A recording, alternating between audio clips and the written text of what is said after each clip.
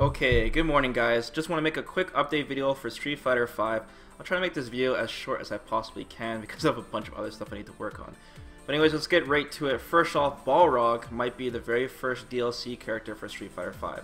The reason I say this is because Matt Edwards, who's a community manager for Capcom UK, actually got a chance to play the character in Street Fighter 5 during Capcom Cup. He quoted during the stream, "I actually got to go hands-on with Balrog when I was in the US for Capcom Cup. I'm not allowed to say anything about him, but I'm very happy with what I saw." So with that being said, the fact that Balrog is already a playable character in that kind of state, you know, kind of implies that he might be the very first DLC character.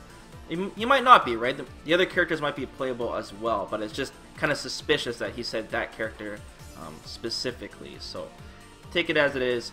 Another thing too, Capcom quoted about Balrog. They said, "We think we could turn Balrog into a character that'll be fun in a different way than he has been so far. Please look forward to it." The only thing I hope that Capcom doesn't change with Balrog, like I'm all for changing the characters and, you know, making them more interesting or changing them up, but I just really hope they keep Balrog as a charge character, because I feel like Street Fighter 5 doesn't have enough charge characters right now. We're lacking charge characters. We know for sure that Guy will be a charge character because they purposely made Nash a non-charge character, but I would like to see Balrog as a charge character as well. And, you know, for Vega, as him not being a charge character, I think they really pulled that off, and I'm fine with that, but now we're lacking, so we need more. Also, Capcom had a phone interview with IGN and basically said that the first DLC character is coming in March. So the game's coming out in February. So they might come out at the end of March, but either way that means it's going to be coming out a month after the game releases, which is really soon for the first DLC character. And then I think that it's going to be coming out bi-monthly from then on, so every 2 months. They also said that you should be able to earn enough fight money to get the first DLC character for free after the game launches in time. So they said that, you know, to get fight money, you have to do a bunch of offline activities like playing arcade mode, survival mode, and ranking up your characters.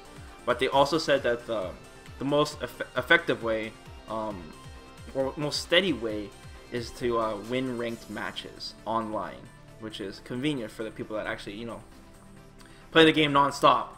You don't have to worry about doing like offline modes and all that kind of stuff. They also said there's going to be daily challenges. So in the menu from the most recent beta, we saw a challenge mode in the menu. I thought that might be the trials of the game, but I think it's going to be like the dailies, where you can just do like quick daily challenges, and then you earn fight money that way too. So it's not as much of a grind. But the point is that they said that as long as you're playing when the game launches, you'll have enough, you know, free money to purchase the first DLC character, which is nice. But if you don't, then I'm probably just gonna buy it with real money anyways. So let me know what you guys think. I wouldn't mind Balrog being the first character, but I kind of think that they should get those Third Strike characters out ASAP, because we don't have any Street Fighter 3 characters in Street Fighter 5 right now. So. And then yes, recently Capcom finally showed a story mode trailer. I was really wondering why it took them so long to talk about the story mode in Street Fighter 5. And I guess the reason is because it's not even done. So that makes a lot of sense. So Capcom is just focusing on the game itself and getting that online going, and then launching the game as soon as possible. And then they'll get the story mode out later. There is still going to be a story mode in the game when the game launches. They said that, well, first they said the story will be richer this time around.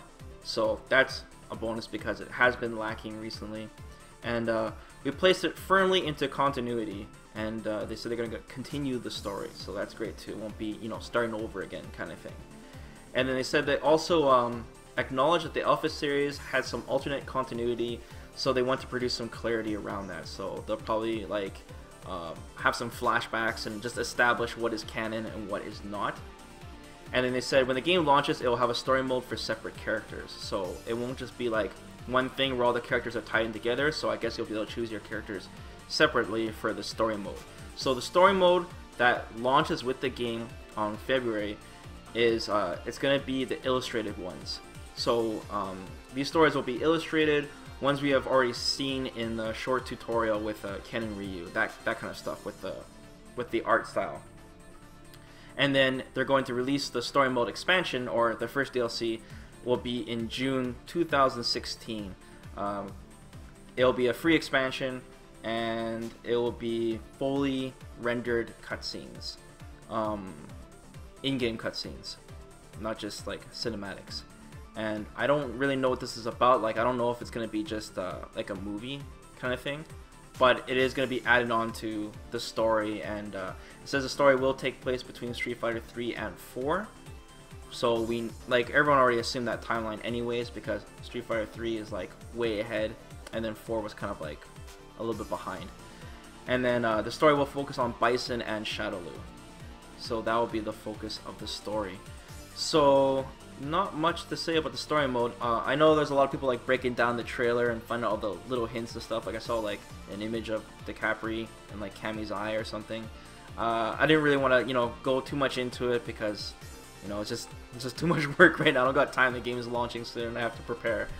But that's good that Capcom is doing like a huge story mode.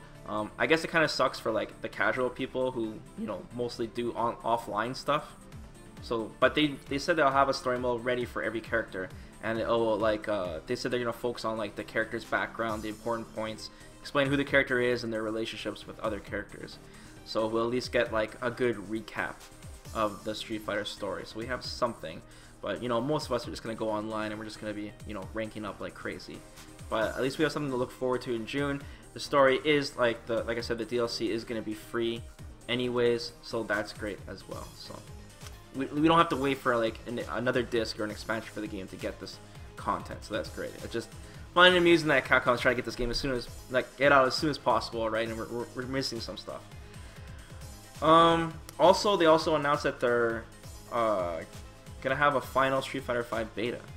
So one more, guys, before the game launches, and it's gonna be on January 30th at 12 AM Pacific to January 31st, and it'll close 7 PM Pacific on January 31st. And the most important thing about this final beta is that we might finally be able to play Fang, because he hasn't been in any betas, man. Like, I haven't done a breakdown of the character because I haven't really got like amazing footage on all of his normals and stuff, which kind of sucks. So it'd be kind of interesting. If Fang is available, I'll definitely check out that beta for sure. I might have time to stream it, maybe, but you know, and I might have enough time to do a breakdown of the character finally, and I'll do it myself instead of waiting for someone to release the footage for me. So hopefully we get that character. If not, we can at least see some almost last-second changes to the game. You know, see who they nerfed, and have kind of like, you know, a grasp of what the game's gonna be like when it launches. But I wouldn't be surprised if the game launches with this massive day one patch. Like, the disc will have a bunch of like missing content, and then this massive like patch will come out with all the changes last second, because you know the game's probably, you know, pressed, ready to ship out, ready to go, you know, a month ahead of time. So any last second changes, they're gonna have to, you know, do it on the day one patch kind of thing. So I think that wraps up the quick news for Street Fighter V today. In the future, I'm planning to release a video on my future plans of the channel. I'm really excited to let you guys know basically how I'm going to handle the Street Fighter V tutorial and my streaming and stuff like that. So really looking forward to let you guys know. Really excited. And till then, guys, take it easy.